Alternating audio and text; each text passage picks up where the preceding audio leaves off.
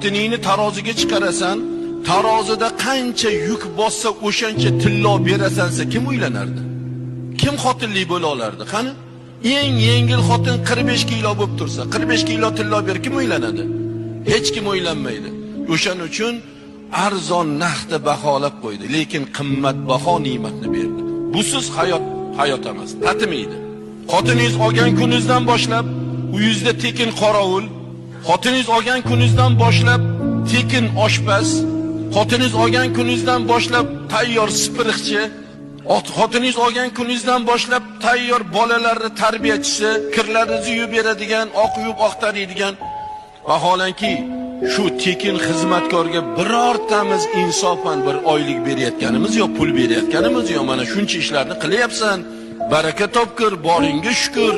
Mana shu ishlarni baribir boshqa odamga qildirganda ham men pul ham berardim, lekin sen